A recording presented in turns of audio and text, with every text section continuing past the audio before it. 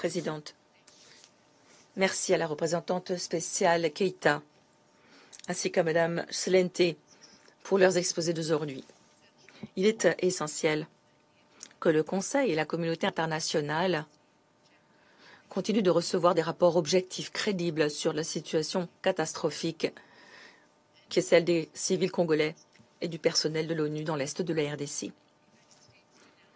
Les États-Unis dénoncent les discours toujours plus antagonistes émanant de représentants du gouvernement rwandais et du M23 appuyé par le Rwanda, notamment des menaces visant des dirigeants de la MONUSCO et les fausses allégations disant que la MONUSCO appuie les FDLR.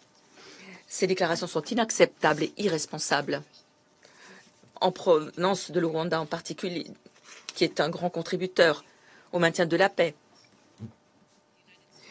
Les États-Unis condamnent vigoureusement les avancées du M23 et des forces de défense rwandaises dans le nord Kivu et dans le sud Kivu.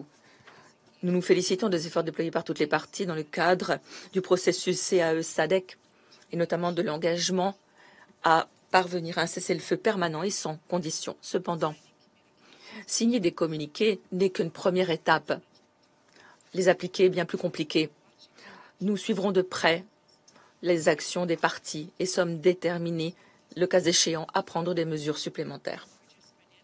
En tant que principal bailleur de fonds de la MONUSCO, les États-Unis sont pleinement investis dans son efficacité.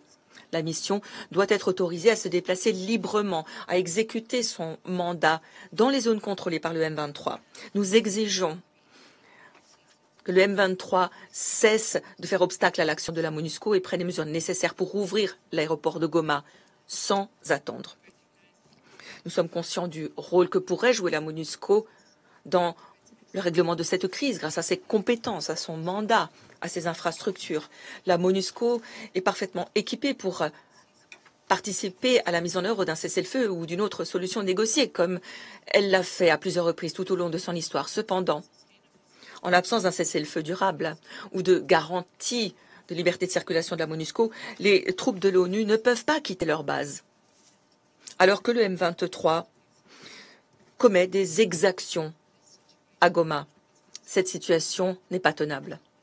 Si la MONUSCO ne peut pas exécuter son mandat et protéger les civils dans les zones contrôlées par le M23, nous, membres du Conseil, devrions envisager toutes les options possibles, y compris une révision du mandat de la mission qui ne reflète plus l'environnement opérationnel.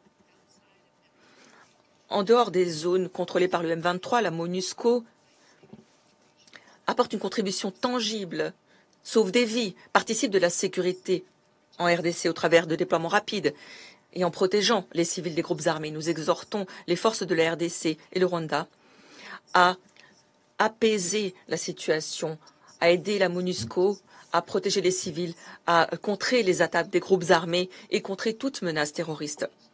Nous sommes conscients de la décision de la SADC de mettre un terme au mandat de la SAMI-RDC.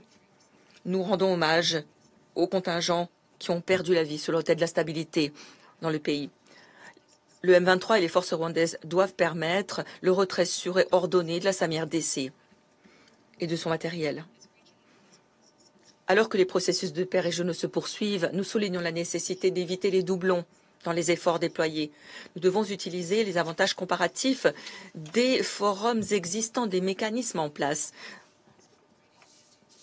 notamment ceux qu'appuie déjà la MONUSCO. Qui plus est, si les acteurs régionaux souhaitent confier un rôle à la MONUSCO à l'appui de ces processus, ils devraient faire en sorte que la MONUSCO puisse participer aux discussions.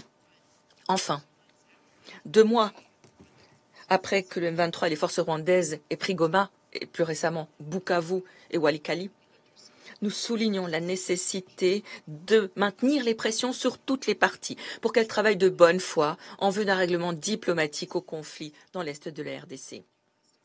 Nous devons renoncer à ce fantasme d'une solution militaire court-termiste et opter pour une paix durable au travers d'investissements régionaux et internationaux qui permettront à la région des Grands Lacs de tirer parti de ces vastes richesses naturelles. Je vous remercie.